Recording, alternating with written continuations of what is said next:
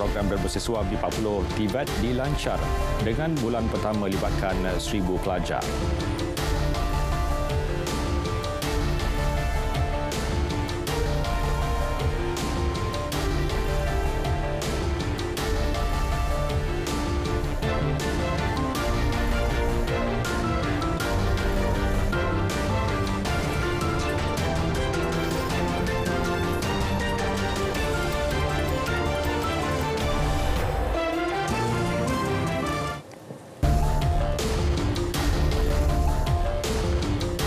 Assalamualaikum, salam sejahtera. Berita tengah malam bersama saya, Muhammad Shah Musa.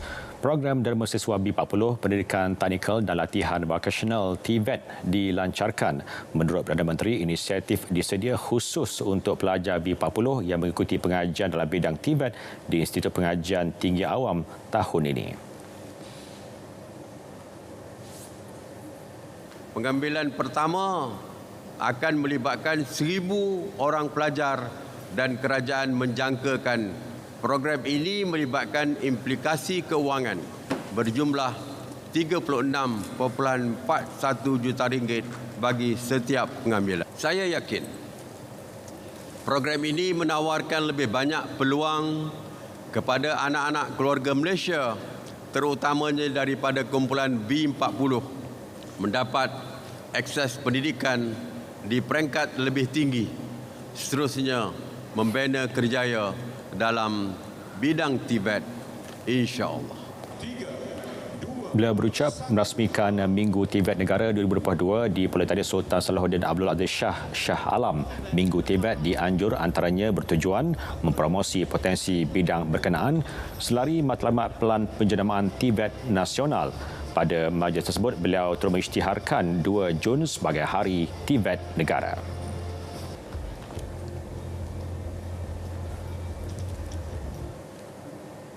Dalam perkara itu, golongan belia perlu mempersiapkan diri dengan kemahiran dan pandangan baru untuk menghadapi pasaran kerja yang lebih kompetitif kerana prestasi akademik bukan satu-satunya faktor yang menentukan kebolehpasaran.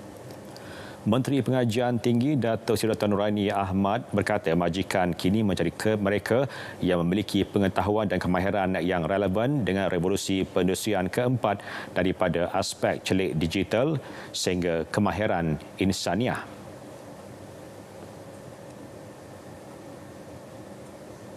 This initiative helps to prepare them for competitive job market. And it is widely known that academic performance is not the only factor that determines the employability of graduates. Beliau berkata demikian pada majlis perasmian sidang kemuncak Belia Global Kuala Lumpur KLGYS 2022 di Pusat Dagangan Dunia Kuala Lumpur WTC KL.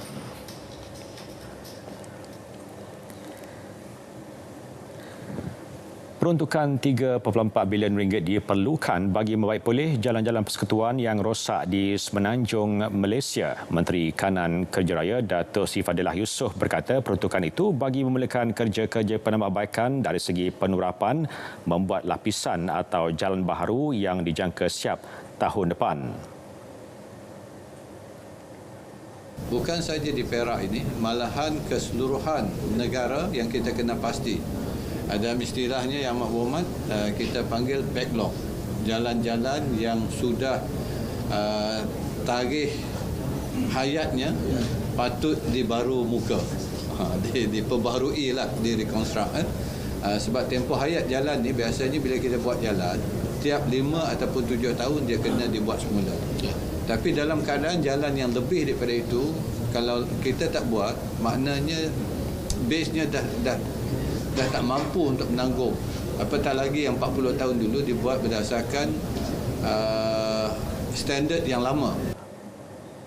Bagaimanapun menurut beliau, pihaknya sedar kekangan dihadapi kerajaan khususnya melibatkan kewangan memandangkan tumpuan juga perlu diberi terhadap keperluan lain ketika ini.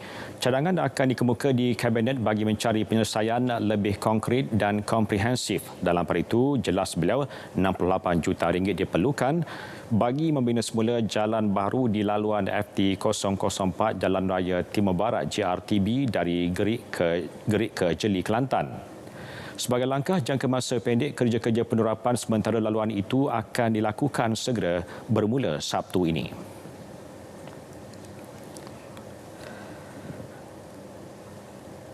...868,422 unit kenderaan terjual sepanjang tempoh pengecualian cukai jualan kenderaan penumpang. Menerusi inisiatif itu, rakyat memperoleh manfaat pengecualian cukai jualan berjumlah RM4.7 bilion. Menteri Kewangan Tengku Datuk Seri Zafrul Tengku Abdul Aziz memaklumkan sejak 15 Jun 2020 kerajaan telah mengecualikan sepenuhnya cukai jualan ke atas kenderaan penumpang termasuk kenderaan pelbagai guna dan kenderaan utiliti sukan pemasangan tempatan. Manakala 50% pengecualian cukai jualan juga dikenakan ke atas kenderaan penumpang import CBU. Tujuannya membantu momentum industri otomotif yang terjejas COVID-19. Inisiatif dijadual berakhir 30 Jun ini.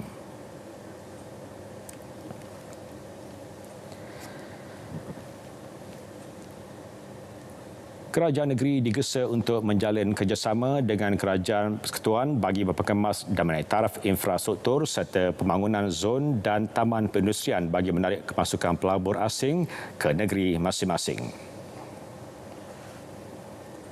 Pendekatan kita adalah untuk membawa pelaburan ke semua negeri, ya.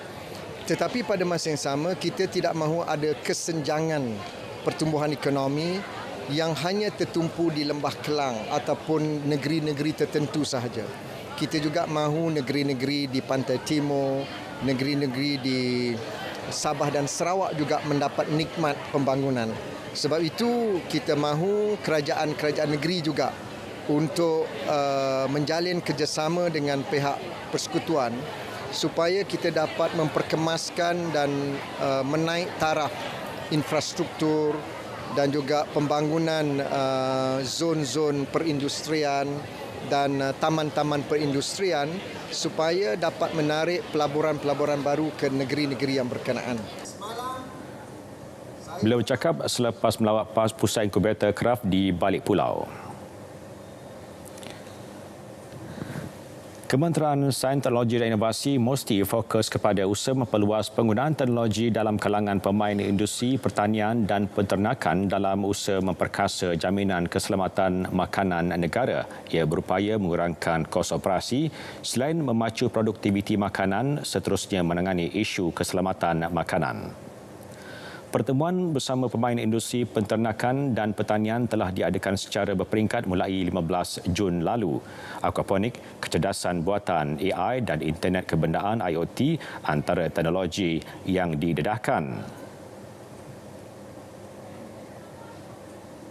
Perkara yang boleh kita cuba bantu ialah menghubungkan bukan saja penternak tapi grower sekali, kerana source of material seperti jagung, soya perlu diketengahkan, dan yang terkini ialah PKE, palm kernel expeller.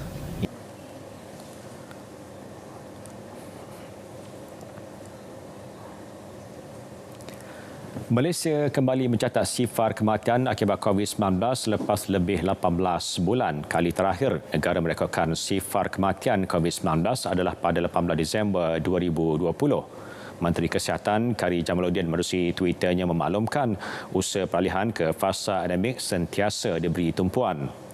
Ia terus diukur dan dipacu berdasarkan data. Beliau menyuruh orang ramai terus berdoa agar usaha yang dilakukan bagi menangani COVID-19 berhasil. Dalam perkembangan berkaitan, Ketua Pengarah Kesihatan Tan Sri Dr. Hisham Abdullah memaklumkan kes kematian COVID-19 pada Minggu Epidemiologi ME ke-24 menurun 16%. 21 kes kematian COVID-19 dilapor dari 12 hingga 18 Jun berbanding 25 kes pada ME sebelumnya.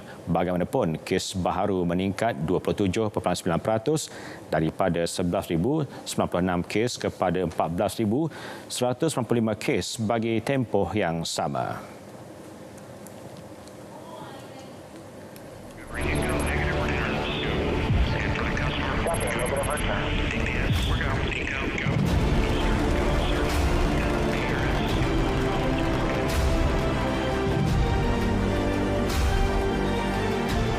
Saksikan liputan pelancaran satelit Viasat 3D dari Kourou, French Guiana menerusi berita RTM dan Selamat Pagi Malaysia.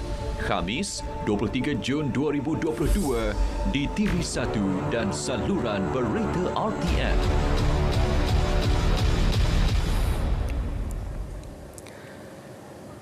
Belas penumpang berdepan detik cemas selepas bas ekspres dinaiki merempuh padang di Plaza Tol Ipoh Jelapang arah selatan petang tadi. Dalam kejadian tersebut, 4 daripadanya mengalami cedera ringan. Menurut jurucakap bomba dan penyelamat Perak, nahas berlaku ketika bas dari Pulau Pinang itu keluar melalui Plaza Tol Jelapang untuk ke Terminal Bas Meru Raya. Rempuhan tersebut menyebabkan cermin hadapan kenderaan terbabit pecah selain remuk di beberapa bahagian. Mangsa cerda dibawa ke Hospital Raja Pemeseri Bainun HRPB Ipoh untuk rawatan lanjut.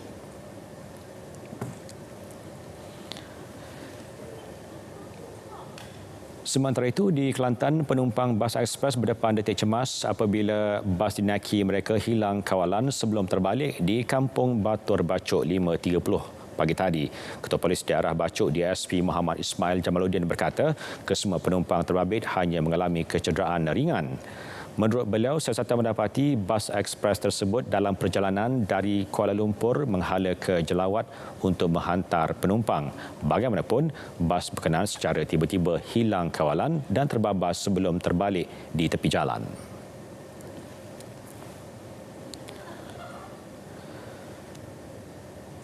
Seorang warga emas rugi lebih RM600,000 selepas diperdaya sindiket penipuan telefon di Johor Bahru, Johor. Ketua Jabatan Siasatan Jenayah Komersial Johor ACP Amran Majusin berkata, sindiket yang menyamar sebagai anggota polis memberitahu mangsa kononnya terlibat pengambilan ubat terlarang dan pengubahan wang haram. Suspek kemudian mengarahkan mangsa memindahkan semua wang daripada akaun miliknya ke satu akaun sindiket bagi tujuan siasatan. Suspek terus berjaya meyakinkan mangsa bahawa akaun bank miliknya akan diaudit dan disiasat. Sebanyak 22 transaksi wang simpanan mangsa dilakukan bermula 11 Mei sehingga 5 Jun lalu. Kes disiasat mengikut Seksyen 420 Kanun Kesesaan.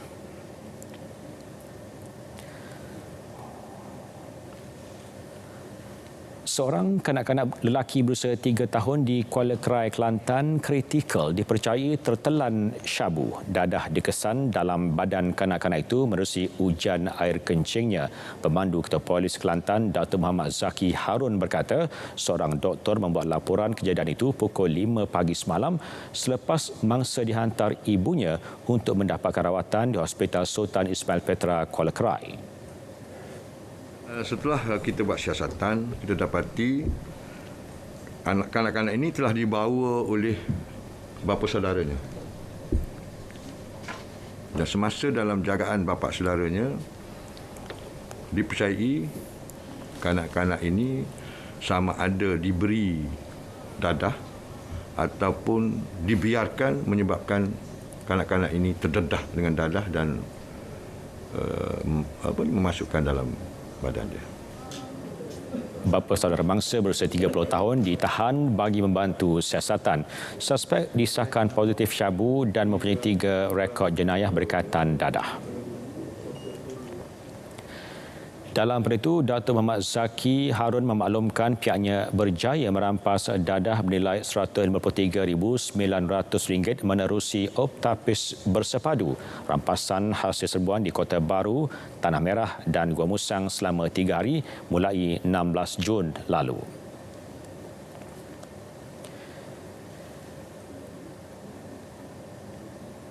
Sindiket samun bunuh, dadah dan pecah rumah yang aktif sejak 2009 tumpas. Ia hasil serbuan di sebuah kondominium di Salak Selatan Ibu Negara Sabtu lalu. Seorang penjenayah iaitu lelaki warga tempatan maut dalam kejadian berbalas tembakan dengan pihak polis. Pemeriksaan ke atas mayat suspek menemukan sepucuk pistol Genesis Z75 compact dan sebutir bom tangan. 8 suspek lain termasuk seorang wanita ditahan. Sementara itu, Polis Pulau Pinang giat memburu 4 lagi ahli kumpulan jenayah terancang berkait kes penyeludupan dadah ke negara jiran yang masih bebas. Mei lalu, 11 anggota kumpulan yang bergiat aktif sejak tahun lalu itu telah ditahan. Penahanan membawa kepada rampasan sebutir bom tangan yang masih aktif, 6 senjata api dan 185 butir peluru hidup.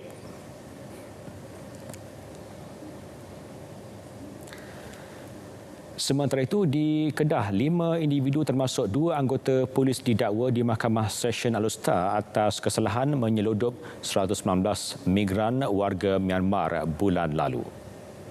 Kedua-dua penjawat awam itu didakwa di bawah Seksyen 26B /D Akta Anti Pemerdagangan Orang dan Anti Penyeludupan Migran 2007 Akta 670 yang dibaca bersama Seksyen 34 Kanun Kesesaan. 3 lagi tertuduh didakwa berasingan di bawah Seksyen 26A Akta yang sama.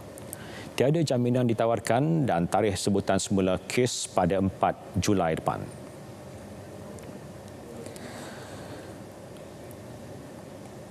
Perbicaraan kes 1MDB, bekas Timbalan Ketua Setiausaha Kementerian Kewangan memberitahu Mahkamah Tinggi 1MDB hanya berurusan dengan Datuk Seri Najib Tun Razak mengenai operasi dan hal ehwal syarikat itu.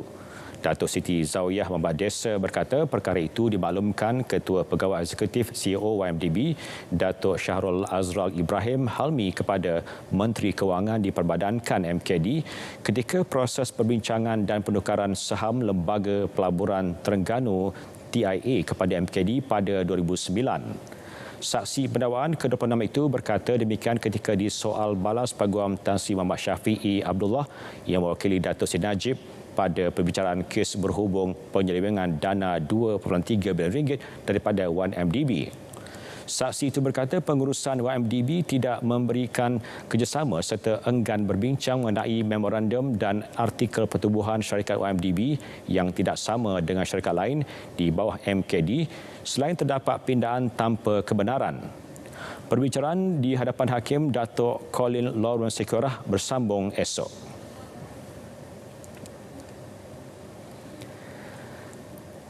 Kedah memperkenalkan varieti durian baharu dikenali D216 J. Sparrow dan D217 Jerai yang ditanam di ladang durian di Kampung Ketapang, Sungai Tok Pawang, Bidong. Durian klon itu akan menjadi produk baharu kepada penggemar durian di negara ini. Kedua varieti ini dibiakkan melalui cantuman tunas.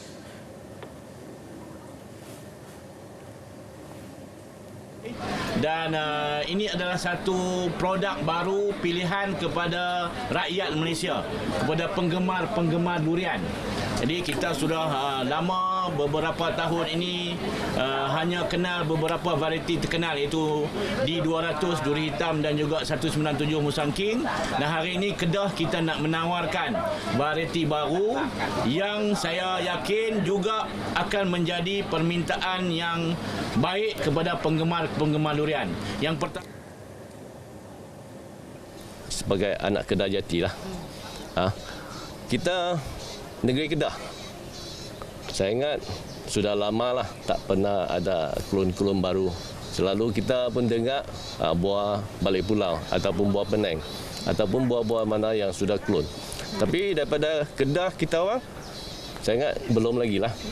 So saya pun ambil kesempatan hari ini untuk kita nak buktikan Kedah juga ada klon-klon yang tersendiri, yang sedap ataupun yang boleh standing dengan negeri-negeri lain juga.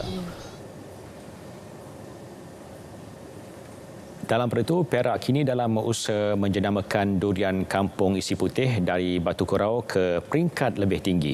Esko Pertanian, Peladangan dan Industri Makanan Perak, Razman Zakaria berkata, durian Batu Kurau mempunyai peminat tersendiri serta mampu bersaing dengan Musang King, udang merah, duri hitam dan IOI. Batu Kerau ni adalah satu kawasan atau pengeluaran durian yang terbesar, salah satu yang terbesar lah. Jadi jenama itu dia carry ya, dia bawa lah. Di samping pada masa yang sama itu ada penanam baru yang mengeluar klon-klon baru lah.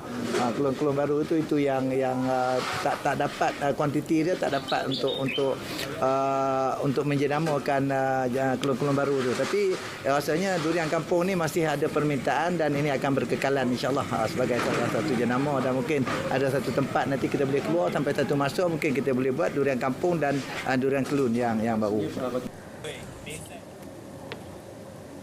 Kira-kira 300 pencinta sejarah dari seluruh negara menyertai program jejak warisan Raja Melewar melibatkan laluan sejauh 18 km. Para peserta menyusuri semula laluan yang pernah digunakan yang di-Pertuan Besar Negeri Sembilan pertama Raja Melewar pada tahun 1775 untuk mendirikan kerajaan beraja di negeri itu. Bermula di Kampung Pabai di Rembau, peserta perlu meredah laluan berbukit, sungai dan denai sebelum tiba di Seri Menanti.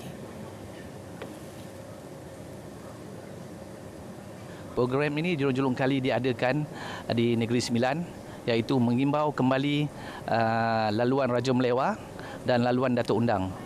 Lazimnya dan adatnya Datuk Undang apabila dikerjankan menjadi Datuk Undang, dia akan melalui laluan inilah. So perjalanan ini mengambil masa sekitar 4 jam. Peserta sekarang kita ada 300 lebih dan kita pecahkan 3 kumpulan. Bila berkata demikian ketika ditemui pada program jejak warisan di Raja Melewar di Rembau.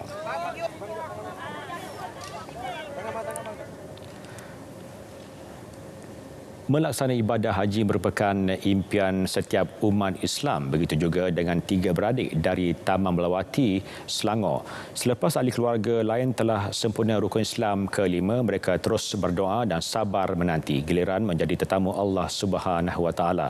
Dan akhirnya pada tahun ini mereka dikurnia rezeki melaksanakan ibadah haji. Laporan Faisal Jamal.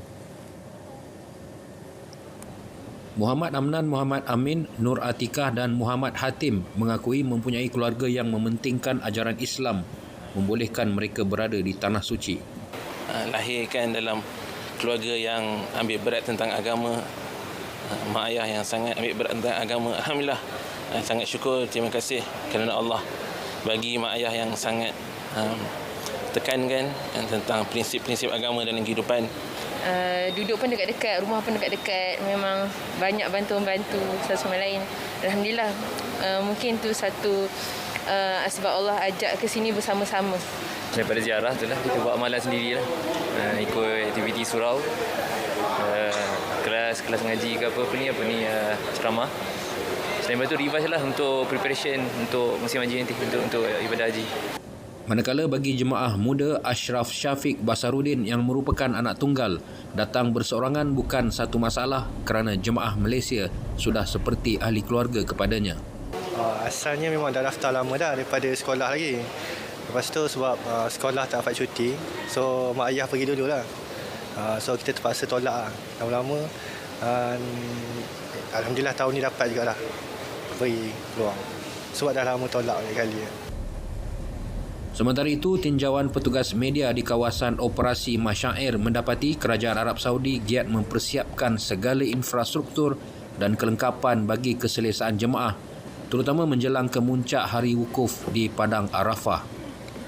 Di kawasan inilah nanti kira-kira 1 juta umat Islam seluruh dunia akan berwukuf pada 9 Zulhijjah tahun ini. Dan ia termasuk 14,306 jemaah haji Malaysia yang akan ditempatkan di sekitar kawasan saya berdiri ini.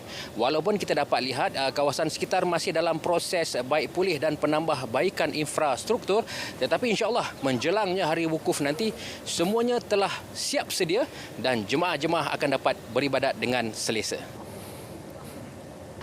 Masyair ialah hari-hari kemuncak ibadah haji yang meliputi ibadah wukuf di Arafah, bermalam di Muzdalifah dan melontar di Mina. Faisal Jamal, Mekah Al-Mukarramah, RTM.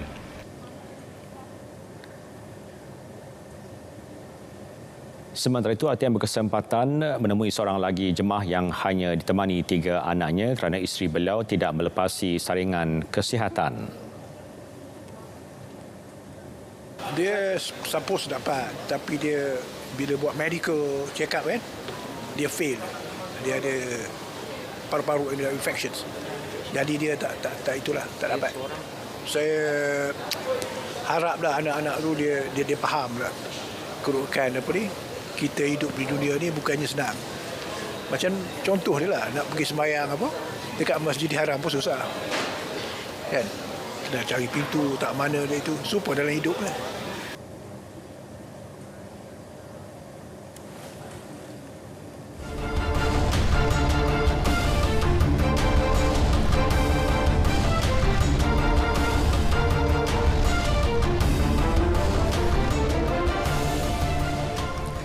Kita beralih ke berita sukan. Persatuan Badminton Malaysia BAM menyambut baik langkah Persekutuan Badminton Dunia BWF untuk menaikkan status terbuka Malaysia. Prasatanya Tan Sri Muhammad Nozar Zakaria berkata pengiktirafan yang bermula tahun depan hingga 2026 itu merupakan pengiktirafan besar bagi arena badminton negara. Bermula tahun depan, kejohanan badminton terbuka Malaysia yang berstatus jelajah dunia Super 750 akan dinaikkan ke Super 1000. Jelas Tan Sri Nozar, keputusan BWF itu menandakan Malaysia kini standing dengan kuasa elit badminton di peringkat antarabangsa bersama dengan All England, Terbuka Indonesia dan Terbuka China. Bukan itu saja, BAM akan menjalin kerjasama dengan penaja utama Petronas untuk memastikan Terbuka Malaysia lebih berjaya untuk tahun-tahun mendatang. Kejohanan ini yang dianjurkan setiap tahun sejak 1937 telah dikategorikan sebagai Super 750 sejak 2018. Selepas dihentikan akibat COVID-19 sejak 2 tahun lepas, Terbuka Malaysia 2022 dijadualkan berlangsung dari 28 Jun hingga 3 Julai di Axiata Arena Bukit Jalil.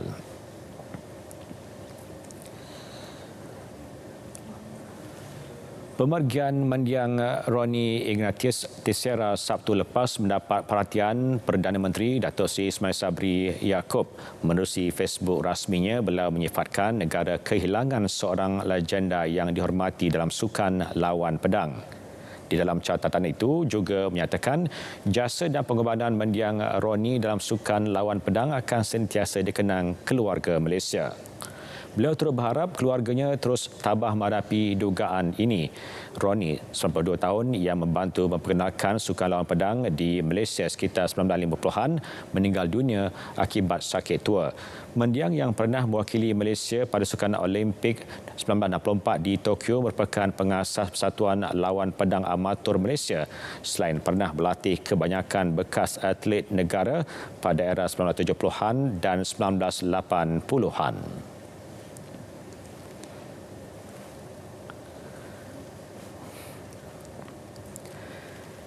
Liga Juara Asia, Konfederasi Bola Sepak Asia AFC mengesahkan Jepun bakal menjadi tuan rumah bagi pusingan 16 terakhir, suku akhir dan separuh akhir untuk Zon Timur.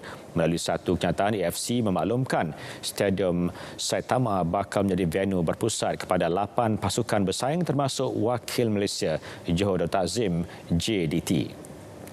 Stadium berkenaan merupakan gelanggang utama pasukan Urawa Red Diamonds yang menjadi lawan JDT pada pusingan 16 terakhir. Aksi kalah mati itu dijadualkan berlangsung pada 18 dan 19 Ogos diikuti suku akhir pada 22 Ogos dan pusingan separuh akhir pada 25 Ogos. Kesemua aksi menggunakan format satu perlawanan. Sementara itu, AFC memaklumkan pusingan penyingkiran bagi Zon Barat diadakan pada Februari tahun hadapan dengan venue tuan rumah akan diumum kemudian.